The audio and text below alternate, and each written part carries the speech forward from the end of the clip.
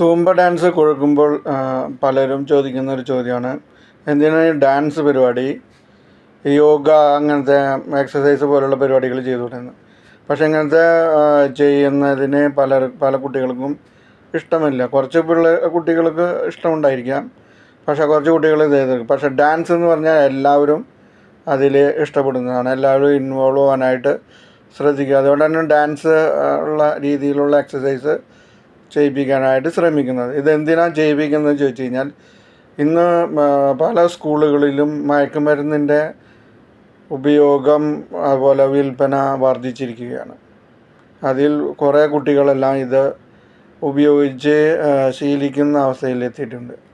പല കുട്ടികളും ഇന്ന് ഡിപ്രഷനിലാണ്, വീടുകളിലെ ഒറ്റപ്പെടുന്ന അവസ്ഥ, അതുപോലെ ആരും സംസാരിക്കാൻ ഇല്ലാത്ത അവസ്ഥ, ഏത് നേരം പഠിപ്പ് എന്ന് പറഞ്ഞ് ചീത്ത വിളിക്കുന്ന മാതാപിതാക്കൾ, ഇങ്ങനെ നിരവധി ഡിപ്രഷനിലൂടെയാണ് ഇന്നത്തെ കുട്ടികൾ കടന്നു പോകുന്നത്. അവർക്ക് ഒരു എൻ്റർടൈൻമെൻറ്റോ ഒന്നുമില്ലാത്ത അവസ്ഥ.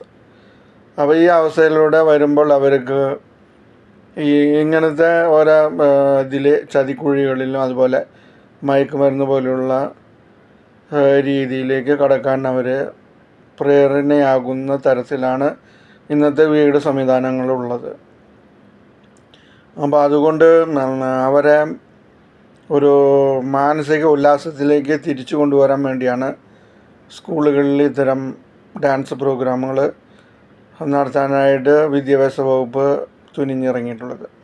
അല്ലാണ്ട് അവർക്ക് പ്രത്യേകിച്ച് ഇതിൽ ലാഭവും നഷ്ടമൊന്നുമില്ല. കുട്ടികളുടെ ഭാവി ഓർത്ത് അവർ ചെയ്യുന്ന ഒരു പരിപാടിയാണിത്. കഞ്ചാവ് വിൽപ്പന തകൃതിയായാണ് സ്കൂളുകളിൽ നടക്കുന്നത്. ഇത് തടയേണ്ടത് നമ്മൾ ഓരോരുത്തരുടെയും കർത്തവ്യമാണ്. ഭാവി തലമുറയെ നശിപ്പിക്കുന്ന ഇത്തരം മയക്കുമരുന്ന് രീതികൾ നമ്മുടെ നാട്ടിൽ നിന്ന് തച്ചു മാറ്റേണ്ടത് നമ്മുടെ ഓരോ പൗരന്മാരുടെയും കർത്തവ്യമാണ്. അപ്പോൾ അതുകൊണ്ട് ഇതുപോലെ ഗവൺമെൻറ് ചെയ്യുന്ന ഓരോ പ്രോഗ്രാമുകളിൽ നമ്മൾ സഹകരിക്കുകയാണ് ചെയ്യേണ്ടത്. ഈ സൂംബ ഡാൻസ് കൊണ്ട് ഒരു പ്രയോജനം ഇല്ല എന്ന് പറയുന്നവർക്കായിട്ട് ഇതും കൂടി ഒന്ന് കണ്ടു നോക്കുക.